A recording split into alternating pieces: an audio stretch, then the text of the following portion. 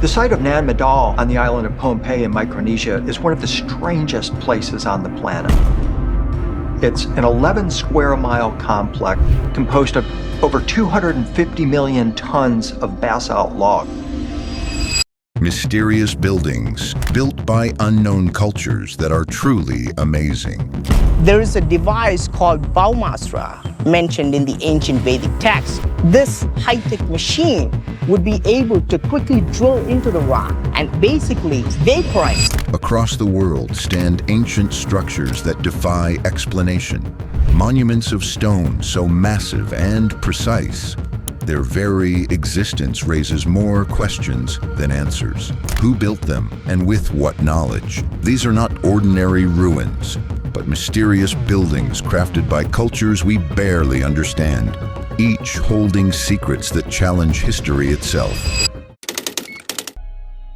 Beneath the sun-baked plains of Cappadocia lies a city carved not into history books, but into the very bones of the earth. Derinkuyu is not a ruin scattered across hillsides or a fortress rising above valleys. It is a civilization hidden below, a sprawling labyrinth descending more than 280 feet underground, built by hands that knew secrecy was survival. Unlike other ancient wonders, its existence remained largely concealed until 1963, when a local resident stumbled upon it while renovating his home, unveiling a network so vast that it could shelter tens of thousands of people. Is this massive underground tunnel system going down 3 levels, with many streets, with many shafts and corridors and rooms and caverns that can hold massive amounts of people. Each level of Derinkuyu serves a precise function, suggesting not only architectural skill, but also an advanced understanding of communal living under siege.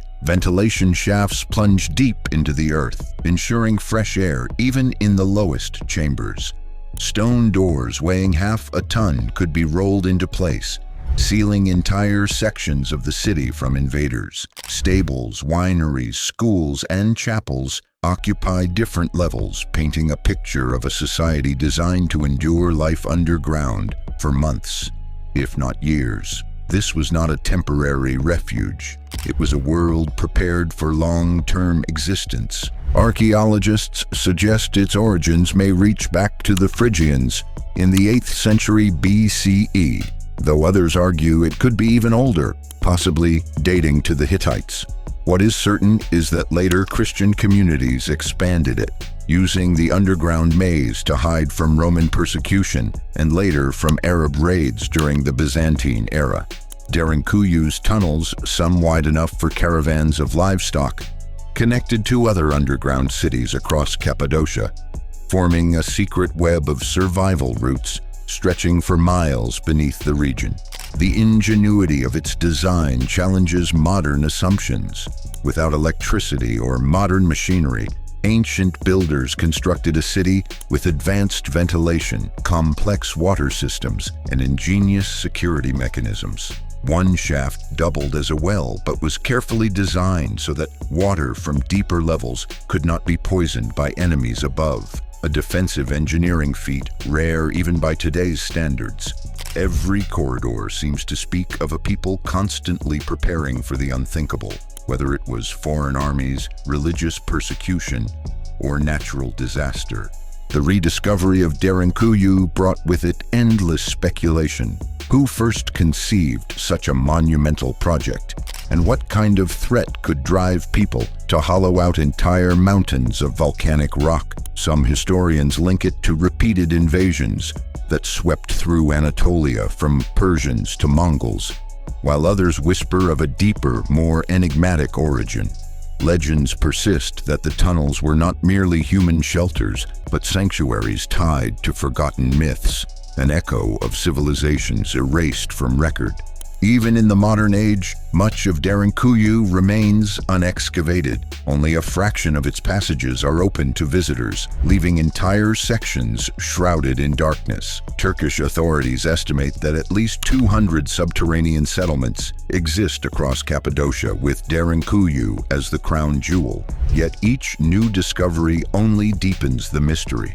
How did ancient societies possess such foresight, carving entire cities into rock when most cultures struggled to fortify walls above ground? Standing within its stone-cut halls, one feels the silent weight of centuries pressing down. Every niche, every chamber, every rolling stone door carries the memory of lives lived in secrecy and resilience. Derinkuyu is not just an archaeological site. It is a reminder that humanity's greatest defenses are often hidden in plain sight or buried deep below it. India's Kailasa temple reveals boldly to the sky. If one speaks of civilizations mastering stone, then this site in Ellora is its crowning paradox. A temple not built by adding stone, but by removing it. Hewn from a single basalt mountain, the Kailasa temple stands as the largest monolithic structure ever carved. It is an absolute magnificent feat of engineering and also logistics. A feat so ambitious that it seems less like architecture and more like defiance against time itself. Historians trace its origins to the Rashtrakuta king Krishna I in the 8th century CE, yet the methods of its construction continue to puzzle experts. Unlike ordinary temples built upward with stacked blocks, the Kailasa was carved downward, from the top of the mountain to the base, ensuring no miscalculation could be corrected. With over 200,000 tons of rock supposedly removed, the precision required was nothing short of extraordinary. A single mistake could have doomed the entire project, yet what remains is a flawless masterpiece that blends engineering, art, and devotion. The scale of Kailasa alone is staggering, measuring over 200 feet in length, 100 feet in width, and nearly 100 feet in height. The temple complex resembles an entire multi-storied palace. Towers rise with sculpted detail. Elephants stand carved at the base as if supporting the temple on their backs, and walls teem with stories from the Ramayana and Mahabharata. Every surface carries purpose, every inch carved by hands that worked not for speed but for eternity. Yet the true marvel lies not only in size, but in the intricacy of execution. The pillars, gateways, and sanctums within show evidence of refined planning. To hollow such spaces without modern tools, workers must have anticipated the layout down to the last chamber before the first strike of a chisel. Some archaeologists estimate that thousands of laborers would have needed decades, if not centuries, to achieve this. And archaeologists have determined that over a time of 18 years, the builders scooped out over 400,000 tons of rock. That means if they had a workforce and they worked for 12 hours each day, they would still have to remove 5 tons of rock every hour. And even if they worked for 24 hours a day, that would still mean 2.5 tons of rock per hour. Who does that? We can't do that today. But certain inscriptions suggest it may have been completed in less than 20 years, a timeline that borders on the impossible. This impossibility has sparked theories ranging from forgotten techniques of stone removal to the involvement of advanced machinery. Some even venture into the realm of myth, suggesting divine intervention or lost civilizations with knowledge beyond our grasp. There is a device called Bhaumastra mentioned in the ancient Vedic text. This high-tech machine would be able to quickly drill into the rock and basically vaporize. This could basically change the rock.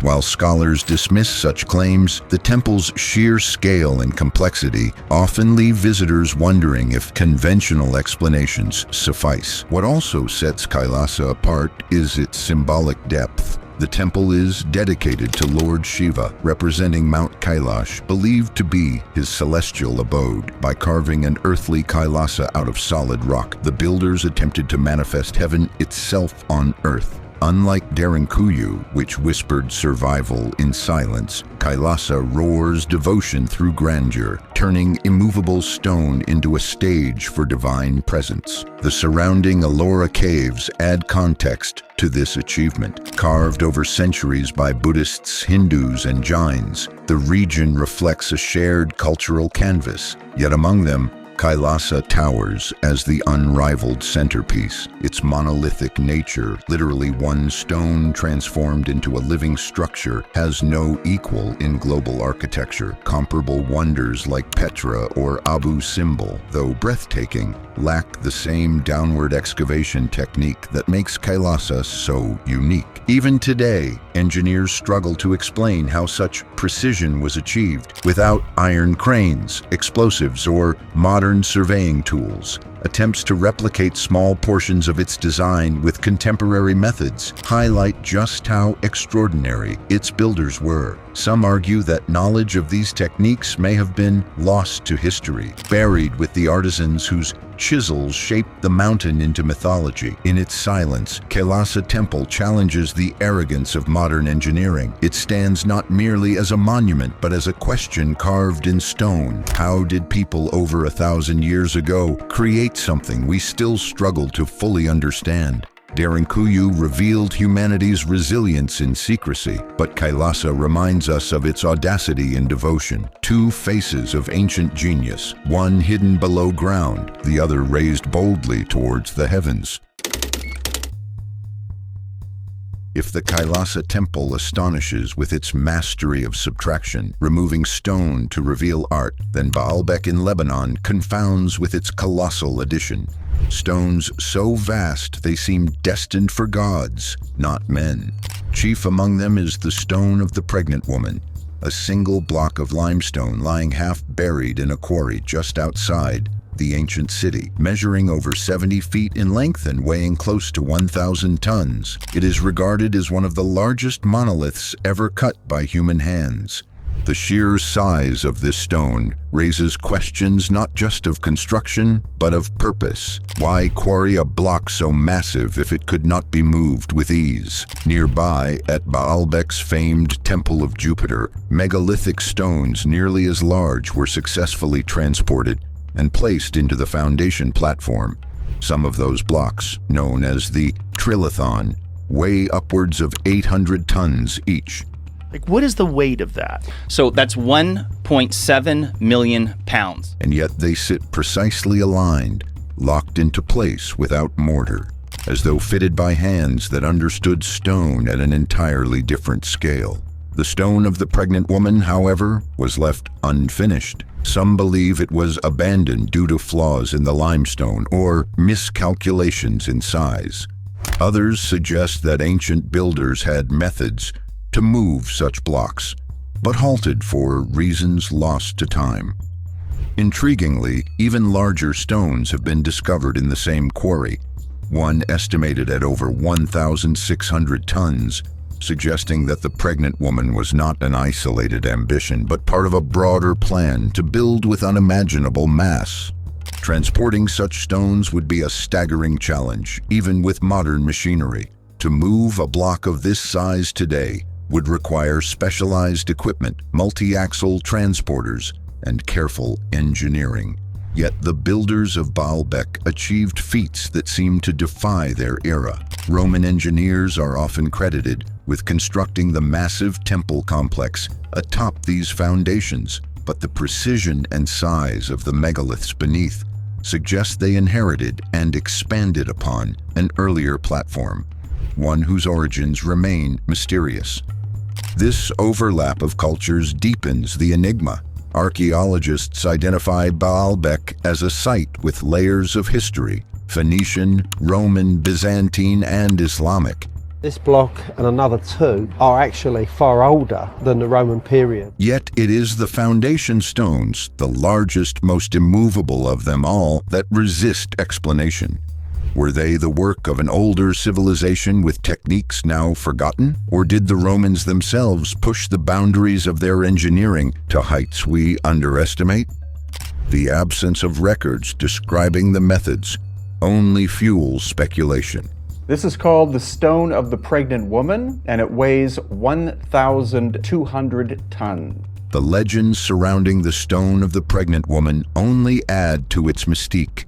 Local folklore claims that women who touched the stone would be blessed with fertility, giving rise to its unusual name. Others spun tales of giants or gods who once walked the earth, and demanded structures worthy of their scale. In such myths, Baalbek becomes less a city and more a stage where mortals attempted to echo divine proportions.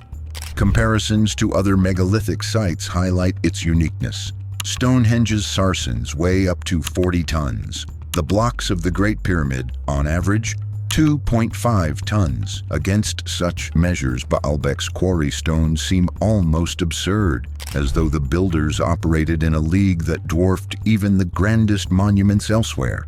While other civilizations sought scale through number, Baalbek achieved it through singularity, the audacity of one impossibly large block. For archaeologists, the stone of the pregnant woman remains both a clue and a riddle. How these stones came to be there, why they were placed there, and specifically how they were transported into place, because some of the stones are of such magnitude that modern machinery is incapable of putting them there, but somehow our ancestors were able to do this. It hints at ambitions beyond what was completed, a vision of architecture that might have rivaled even the greatest wonders of the ancient world, had it been realized in full. Yet it also stands as a monument to limits, proof that even the boldest plans could be halted by practical constraints. From Kailasa's mountain carved into devotion to Baalbek's mountain quarried into titanic blocks, the dialogue between stone and civilization takes on new dimensions, where one site revealed skill in refinement, the other reveals ambition in magnitude. Together they whisper of ancient builders who thought not in human proportions, but in cosmic ones, whether for gods, kings, or purposes still hidden beneath centuries of silence. In the heart of the Pacific, scattered across a lagoon off the island of Pohnpei, lies Nan Madol, a city unlike any other. Its ruins sprawl across nearly 100 artificial islets, linked by tidal canals that earned it the nickname Venice of the Pacific. But unlike Venice, Nan Madol wasn't built on commerce or trade. It was a ceremonial and political hub, a fortress of stone raised in the middle of the sea. How it came to exist still puzzles scholars to this day. The city was constructed using massive basalt columns, some weighing several tons, stacked with precision to form towering walls, temples, and tombs. What makes it extraordinary is not only the sheer scale, but also its location. The builders dragged these stones, sometimes as long as 20 feet, from distant quarries, somehow transporting them across rough terrain and water to this isolated lagoon. According to mainstream scholars, bamboo rafts transported the blocks used in the construction of Nan Madol, but Gus Kohler does not agree. As far as he's concerned, this method has repeatedly been tested and has failed even when the smallest of basalt columns are used. For centuries, island legends have claimed that the stones were flown through the air by sorcery, a belief rooted in the sheer impossibility of moving such weights without advanced tools or machinery. Twin sorcerers of giant proportions came down from the sky and floated above the site and positioned the basalt columns as they desired. Archaeological research suggests Nan Madol was the seat of the Saudalur dynasty, which ruled Pohnpei until around the 1600s. The rulers established the city as a ritual center, where priests performed ceremonies and where the elite lived in isolation from the common population. The canals that thread between the islets may have served both symbolic and practical purposes, representing order and control, while also allowing canoe access across the stone-built city. Yet the effort to construct it appears disproportionate to the island's population, raising questions about whether outside influence or forgotten technologies were involved. European explorers stumbled upon Nan Madol in the 19th century and immediately compared it to other great ruins of the world. Its cyclopean masonry and enigmatic design evoke parallels with sites like Easter Island and even the megalithic structures of South America. Could there have been a connection between these distant cultures? Or was Nan Madol an independent achievement of astonishing ingenuity? One of the most intriguing aspects is its isolation. Why build such an elaborate stone city in the middle of the ocean, cut off from farmland and resources? Some researchers argue it was intentional, a way to project authority, forcing subjects to supply food and materials while the rulers occupied their watery stronghold. This ancient city housed the Sadalurs, the kings of that time. So it has their houses, it has feasting areas, it has tombs. So there's a whole number of areas that each of these islets supported. Others see hints of a deeper purpose, suggesting it may have been aligned with astronomical patterns or tied to ocean-based rituals that are now lost to time. When the Sadalur dynasty fell, Nan Madol was abandoned, left to be claimed by mangroves and tides. Its silence deepened the mystery, turning it into a place of legends. Local oral histories speak of divine beings who first settled the city, giving rise to stories of otherworldly origins. Even today, many locals regard the ruins with awe and caution, believing them to be haunted or imbued with spiritual power. Modern studies continue to probe Nan Madol's secrets, using sonar, drones, and archaeological digs to map its submerged foundations. Yet every discovery seems to widen the mystery. It remains the only ancient city built entirely on water, its scale far beyond what should have been possible for its time and setting. Whether seen as a testament to human determination or a riddle pointing to something more, Nan Madol endures as one of the world's most hauntingly unique wonders, a floating city carved from stone, holding onto secrets the ocean refuses to reveal. From Baalbek's colossal stones, we shift to another enigma, but this one is not a single block of stone. It's an entire city. Rising from the Mexican plateau is Teotihuacan, known to the Aztecs as the City of the Gods. Its origins are shrouded in mystery, for by the time the Aztecs discovered it, the city was already abandoned, its builders long vanished, leaving behind only their monumental silence in stone. At its height, Teotihuacan was one of the largest cities in the world, sprawling across more than 8 square miles. Teotihuacan was one of the largest cities in the ancient world, with over 150,000 inhabitants at its peak. The sheer scale of its layout, avenues stretching in precise symmetry, pyramids towering like mountains, and apartment compounds built with standardized design, suggests a level of urban planning that surpasses many later civilizations. Yet the identity of its architects remains unknown. Unlike the Maya or the Aztecs, the people who built Teotihuacan left behind no readable written record, no king lists, and no definitive markers of language or culture. The most striking feature of this city is its alignment. The Avenue of the Dead, the central thoroughfare, runs at a precise angle that correlates with astronomical events, particularly the setting of the Pleiades and the passage of the sun. Such precision in urban orientation reveals not just architectural ambition, but an advanced understanding of celestial cycles.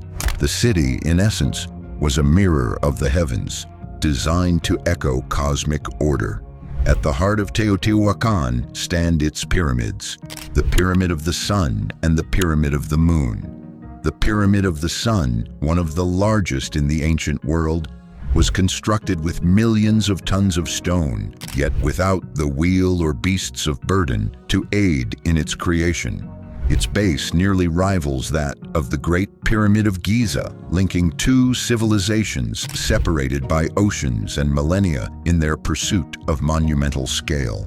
When you have similar pyramid complexes, like the ones at Teotihuacan and the ones at Giza, you have to kind of think that, yeah, the same builders, the same designers are behind these giant complexes. The Pyramid of the Moon, facing the sacred Cerro Gordo mountain, appears to replicate the peak itself, blending natural landscape with human construction in symbolic harmony.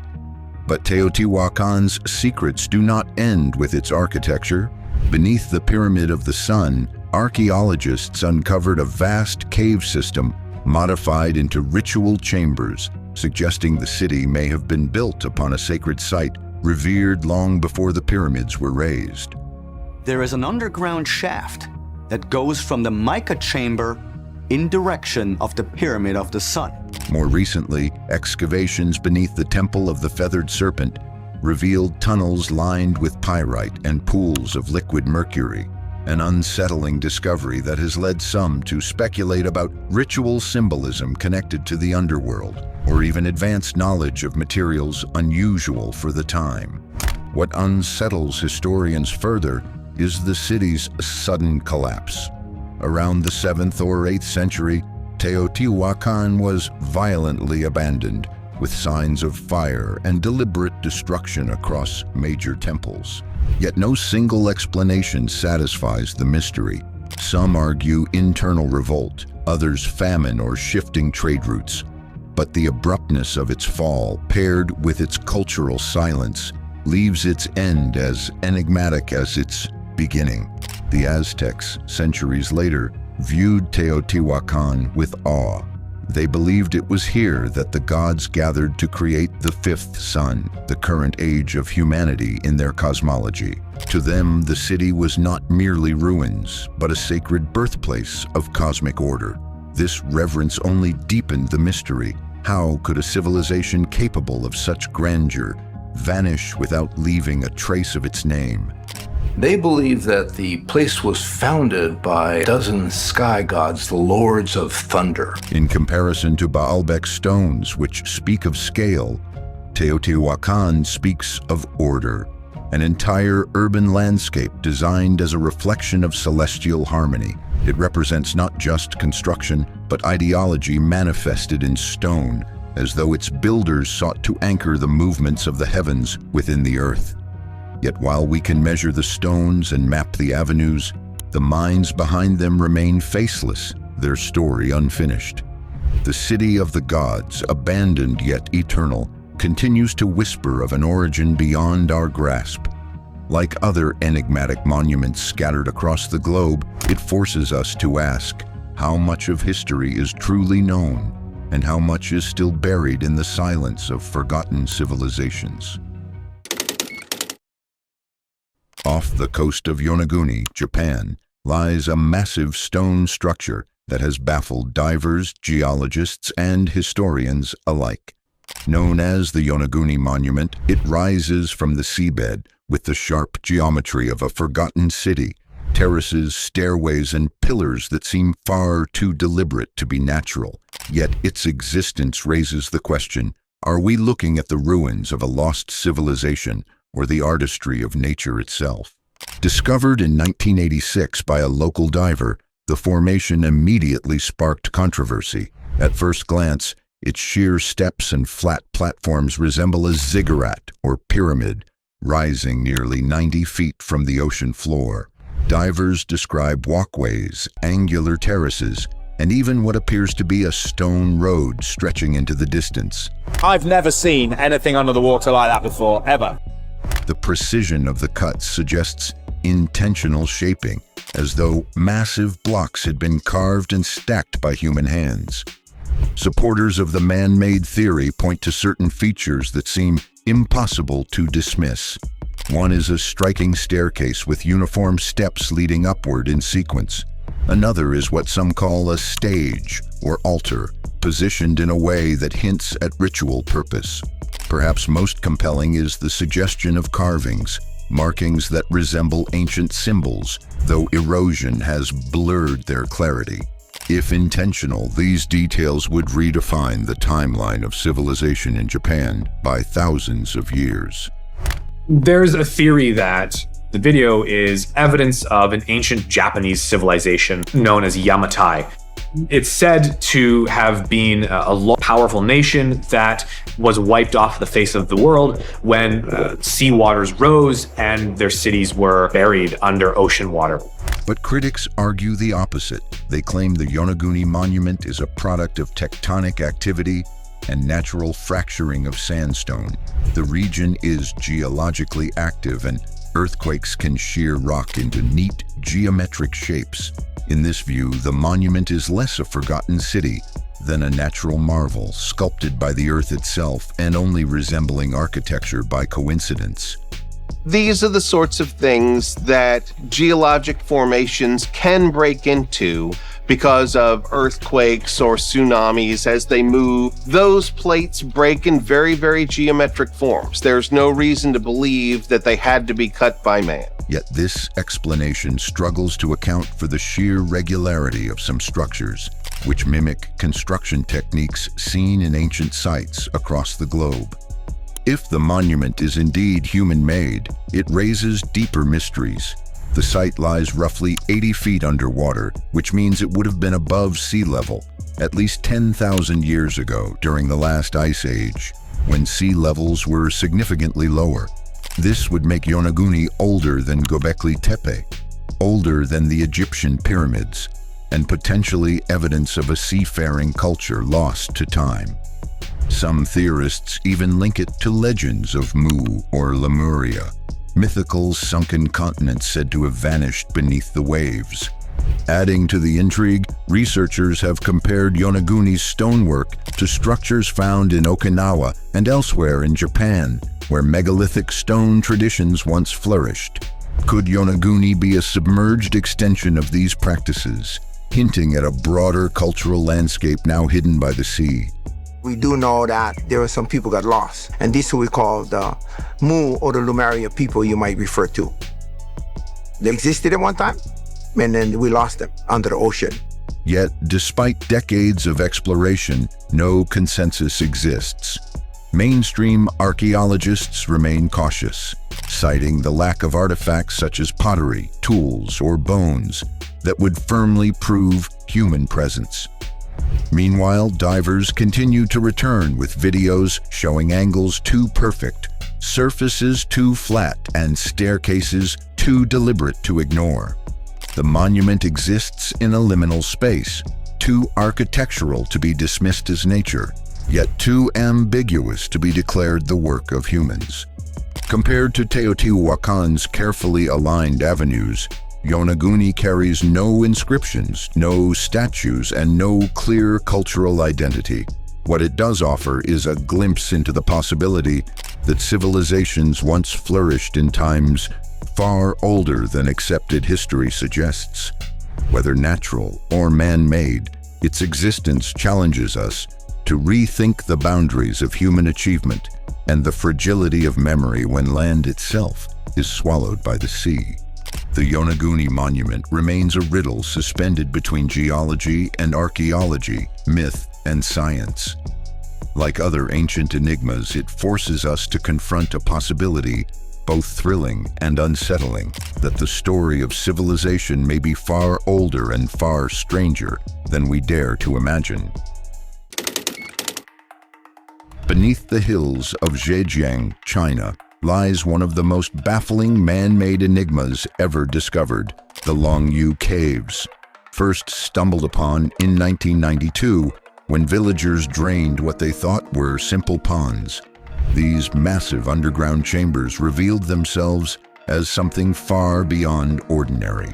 Each cave was not only perfectly carved, but astonishingly uniform, as if a single blueprint had been executed with flawless precision. But what's fascinating about them is this very powerful geometry and astronomy. Covering over 30,000 square meters, the complex consists of at least 24 hand-excavated caverns, each with towering ceilings and massive stone pillars. What makes them extraordinary is the consistency of their interior markings. Every wall, ceiling, and column is etched with identical parallel chisel lines, as though created by advanced machinery working with industrial efficiency. For a civilization without iron tools or modern equipment, such uniformity defies logic. Even more puzzling is the sheer scale of labor required. Experts estimate that removing the millions of cubic feet of rock would have taken decades, if not centuries, of non-stop work by thousands of people. Yet no historical texts mention their construction. No tools have been found. and no debris piles exist to show where all the quarried stone went. It's as if the effort was erased from history. The mystery deepens with their engineering. Nobody builds something that big underground just for fun. Despite being over 2,000 years old, the caves remain structurally sound. There are no signs of collapse, flooding, or erosion, an achievement in stability that rivals modern underground construction. The precision of angles, the strength of load-bearing columns, and the sheer spatial awareness required suggest not trial-and-error digging, but sophisticated architectural planning. The purpose of the Longyu Caves remains unknown. Some propose they were imperial tombs, though no bodies or artifacts have ever been discovered. Others believe they were massive storage chambers, though their elaborate design makes this unlikely. More speculative theories suggest ceremonial use, or even that the caves were once part of a larger, now-lost technological project. Like the Yonaguni Monument, Longyu sits in the uncomfortable gap between accepted history and unexplained mastery. These chambers challenge not only how ancient builders worked, but also why their effort was buried in silence, leaving no record of their achievement. In their quiet stone walls, they whisper of knowledge deliberately forgotten, or perhaps a chapter of human history we have yet to rediscover. Some monuments whisper history, while others scream mystery. The Osirian at Abydos is one such enigma, a subterranean temple-like structure that refuses to fit neatly into Egypt's timeline. Here we are at the Osirian, possibly one of the most impressive sites in Egypt, possibly the world. This is officially dated to the time of Seti I, which would have been completely roofed over, thousands of tons of stone in this whole construction, and it really is something to behold. Discovered in 1902 by archaeologist Flinders Petrie, it was found buried deep behind the famed temple of Seti I. What stunned researchers wasn't just its position, but its construction.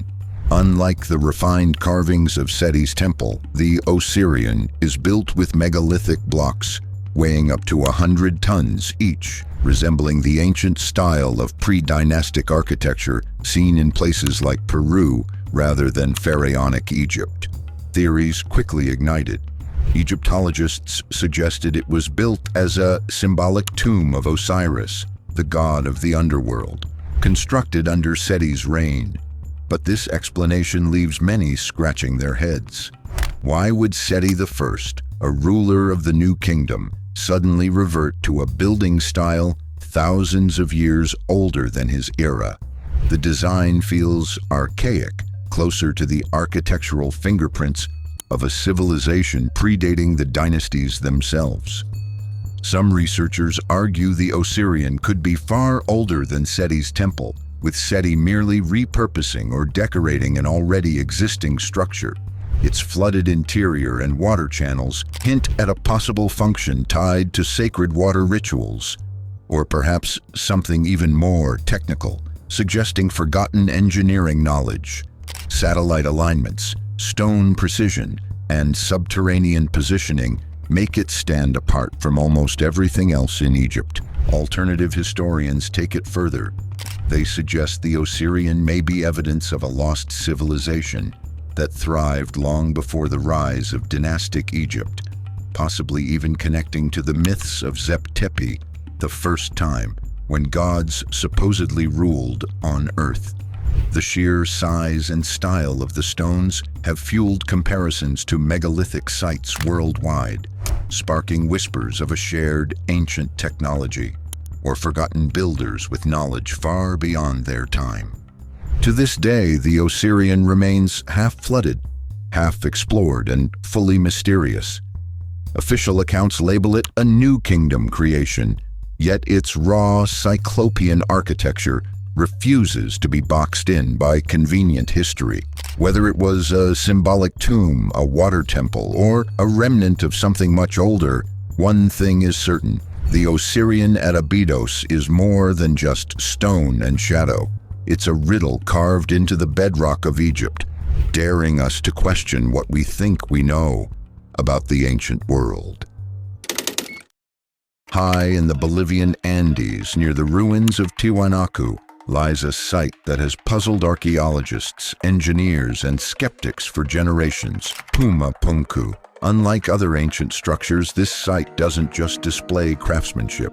It showcases a level of precision that feels out of step with the era. The blocks aren't simply stacked stones, they're interlocking, finely cut megaliths that seem engineered rather than carved. Some weigh over 100 tons, yet they were transported across uneven terrain to this high-altitude plateau.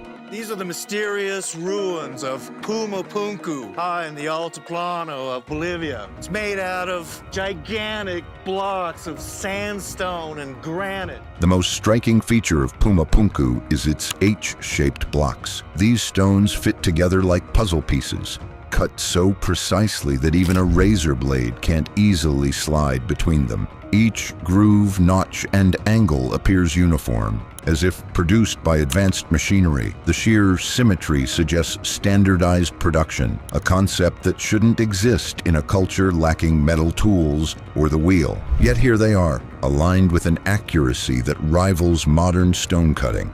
Granite and diorite, some of the hardest stones on Earth, were used to build parts of the site. These materials are tougher than steel on the Mohs hardness scale, raising the question, how could a pre-Columbian culture shape them so flawlessly with only stone hammers and simple tools? One of the amazing things here at Puma Punku is the precision of the blocks. You can see with this block of granite that it's really been cut very accurate right angles. Replicating such precision today would demand diamond-tipped equipment, computer-guided cutters, and enormous lifting cranes. But thousands of years ago, the builders had none of these, or so we believe. Transporting the megaliths is equally baffling. Quarries for some of these stones lie more than 50 miles away, separated by rivers and rugged landscape. Without wheels or draft animals, the logistics become nearly impossible to explain. Even if hundreds of workers drag them with ropes and logs, the organization required would surpass what most historians attribute to the Tiwanaku culture. The effort hints at a level of coordination and knowledge that history doesn't fully account for. Adding to the enigma is the way the stones lock into one another. They weren't just stacked for stability.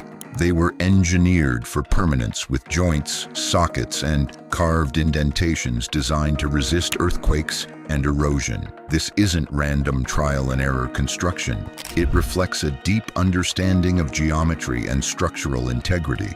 The builders weren't just making walls, they were designing an enduring system. These sort of rocks had been carved like ornament. It was part of the third platform of the Puma Punku temple. And above it was a big yard with a swimming pool in the center over there. And the water had been used for purifications. The layout of Puma Punku also raises questions. The site appears aligned to celestial events, with structures positioned in relation to solstices and star movements. Such alignments imply that its builders possess not only engineering expertise, but also advanced astronomical knowledge. This dual mastery of the earth and the skies creates the impression that Puma Punku wasn't just a settlement, but perhaps a ceremonial or technological hub with purposes we still don't fully understand. Excavations show that the site once formed part of a larger complex connected to Tiwanaku, a center of power and culture in the Andes. Yet, even within that context, Puma Punku stands apart. Tiwanaku's other structures, though impressive, lack the same mechanical precision and monumental scale. It's as if Puma Punku was built using knowledge and methods that were lost or deliberately withheld. Some researchers argue it represents a peak of indigenous engineering genius, while others point to its anomalies as evidence of lost technologies or even external intervention. Mainstream archaeology attributes the site to the Tiwanaku civilization around 500 to 600 AD, But skeptics question whether that timeline fits the level of skill required. Could Pumapunku be a remnant of an even older culture, one that left behind no written record but immortalized itself in stone? What remains today are fragments of something greater. Many stones lie scattered, as if a cataclysm or deliberate dismantling disrupted the site, whether destroyed by earthquakes, invaders, or the collapse of the culture itself. The incomplete ruins only deepen the mystery. They leave us staring at pieces of a puzzle too advanced for its supposed time, waiting for an explanation that history books haven't yet provided. Pumapunku isn't just another ruin. It's a challenge to our understanding of ancient civilizations, a silent reminder carved into granite and diorite that the past may hold technologies and ideas we've yet to rediscover. Each block stands as evidence of something extraordinary, something that forces us to reconsider not only who built it, but how much of human history has been forgotten. Below the surface of Malta, beneath years of earth and age, there lies an underground labyrinth older than the pyramids. Hal Saflieni Hypogeum, carved into soft limestone, this prehistoric complex dates from around 4000 BC to 2500 BC, built without metal tools, yet achieving spatial and acoustic sophistication that still puzzles architects. The Malta Hypogeum is an architectural wonder of the ancient world. It was carved using primarily stone and bone tools by an ancient population that lived on Malta thousands of years ago. Its entrance was discovered by accident in 1902 when workers digging cisterns broke into the roof. What they revealed was not a simple burial site, but 3 superimposed levels of chambers and passages, entirely subterranean, linked by steps, lintels, and narrow corridors. Each level deeper goes beyond mere grave sites. It enters realms of ritual, audio drama, and celestial interaction. Above ground, there once stood a surface shrine marking its location. That structure vanished, likely destroyed, leaving the below-ground temple hidden for thousands of years. Without that marker, knowledge of the Hypogeum faded into myth until the accident that exposed it. Within its chambers, archaeologists discovered remains of more than 7,000 individuals, arranged not randomly, but with reverent order, alongside pottery, amulets, shell buttons, and carved human and animal figures, clues to ceremonies that honored both death and identity. And I believe at the Hypogeum, there seems to have been an active ritual function of not only placing the deceased or remains there, but where people would attempt to establish communication with the dead. One chamber, known as the Oracle Room, is famed for its acoustic resonance. A whisper or chant performed in that room carries in strange, echoing clarity to distant corners of the complex. That suggests deliberate design to manipulate sound. No small feat in prehistoric times. Above that lies the Holy of Holies, aligned so that winter solstice sunlight once struck its facade through a surface opening. Light was used not simply to reveal, but to mark time and ritual. Walls and ceilings are adorned with red ochre paintings, spirals, honeycombs, spots. They are the only known prehistoric wall paintings in Malta. These motifs are more than decoration. They reflect mathematics, rhythm, and possibly cosmology, integrated into the architecture itself. In corridors and niches, hand-shaped carvings, blind entrances, doorways that lead nowhere, and corbelled ceilings echo above-ground temple design. But here they dwell in rock, rewired into an underground mystery. Lower levels reach 10.60 meters beneath the current road level, extending into darkness that sunlight never touches. These deepest chambers contain no human remains or offerings, just stone and silence, suggesting phases of use, burial, ritual, and perhaps then renewal or abandonment. The Hypogeum's builders didn't abandon documentation. They worked in a continuum of architecture, ritual, and sound. Tools used to carve this masterpiece were simple: flint, chert, obsidian, antler picks. No metals or iron chisels have been found.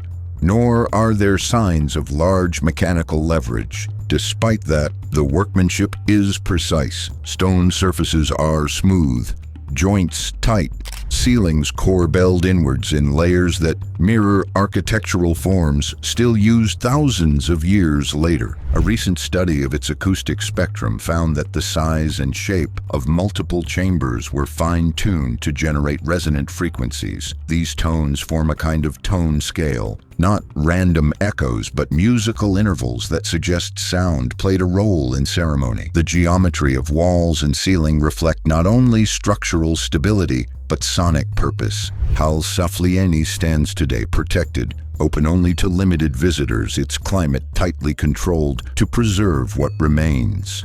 The Sleeping Lady, a delicate figurine found among the artifacts, lies in a museum, but her presence in that long-buried chamber reminds us the hypogeum was not built for spectacle. It was built for sensibility, for art, sound, ritual, and for passage between worlds. Standing inside the hypogeum, light filtering down, echo in the walls, shadows dancing over red ochre spirals, one senses this was constructed by people who understood more than survival. They understood resonance, both physical and spiritual.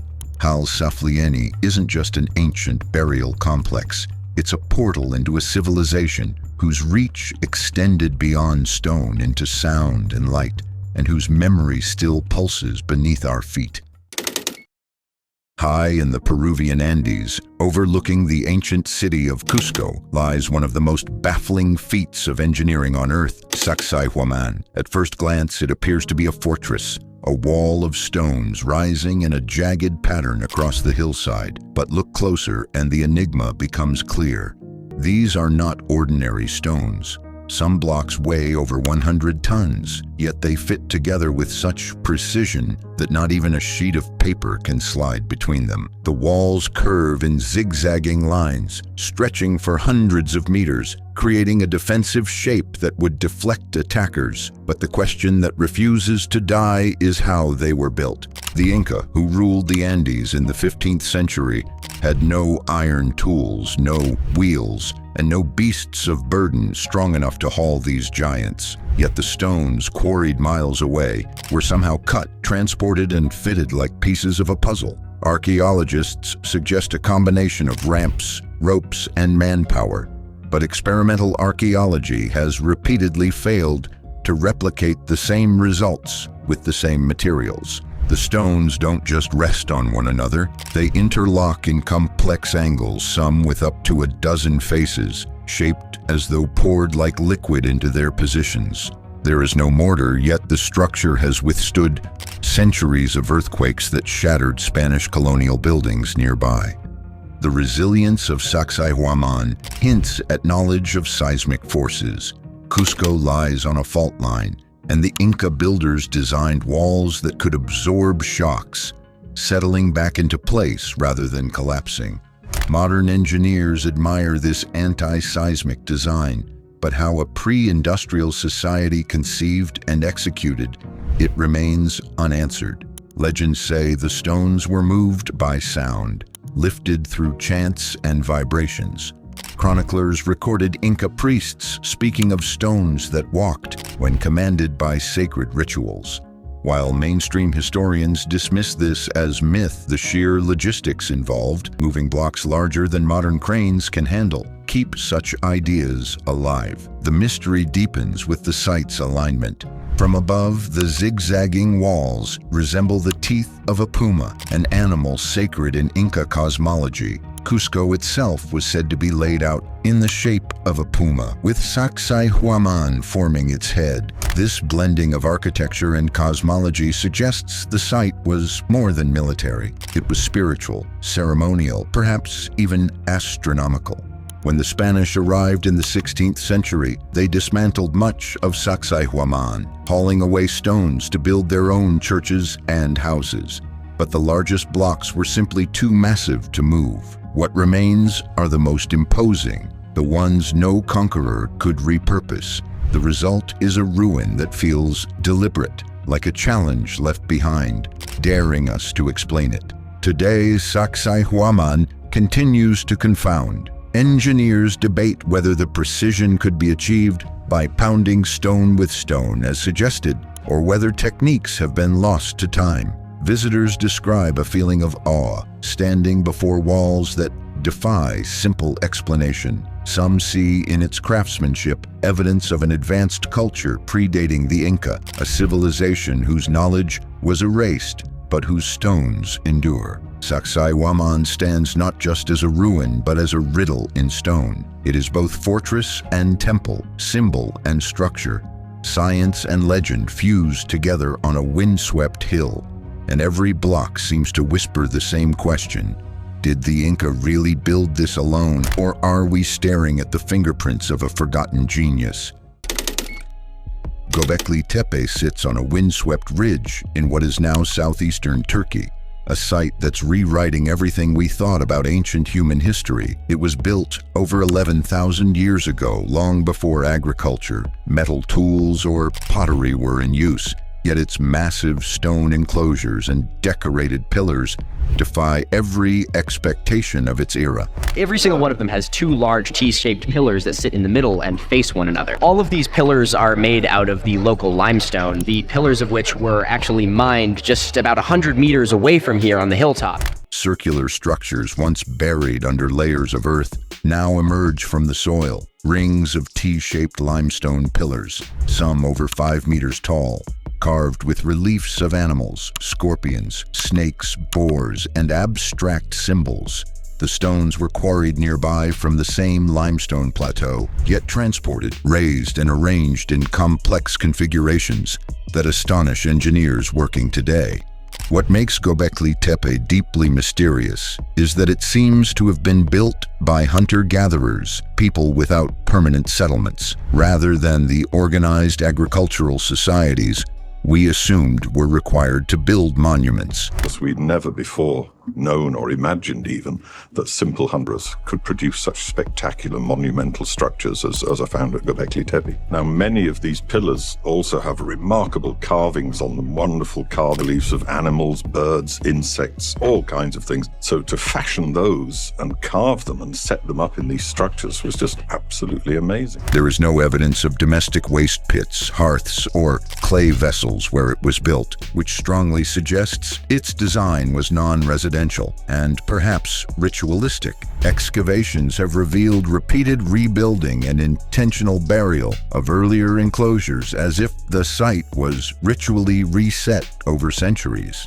Over 20 enclosures are now mapped, though only a fraction excavated, indicating a monumentality many times larger than originally expected. The carvings themselves carry symbolism both familiar and alien. Human arms, loincloths, and abstract belts appear on pillars, blending anthropomorphic and animal forms. Many reliefs show dangerous creatures, snakes, scorpions, predators, suggesting a worldview concerned with power, danger, and possibly spiritual forces. Astronomical alignment might also be present. Some researchers argue that the structures may have been oriented toward Sirius or incorporate star-targeting designs, hinting at an early sky religion or calendar system. If true, that means these builders were tracking the heavens centuries earlier than we thought sophisticated astronomy existed. How did they carve, transport, erect, and decorate such heavy stone without metal tools or wheeled vehicles? The only tools found at the site are flint blades, stone hammers, and grinding stones. The effort required would have demanded coordination of large groups, precise planning, and possibly religious or social structures we don't yet fully grasp. Göbekli Tepe challenges the assumption that monument building came after agriculture and settled life. Instead, it suggests that communal ritual and shared belief may have driven people to organize themselves first, transforming nomadic groups into builders of civilization. In that sense, the site may be less a temple of the past and more the blueprint for human society itself. Yet, even now, most of Göbekli Tepe remains unexcavated. Each new trench reveals more complexity, more connections between circles, and deeper mysteries.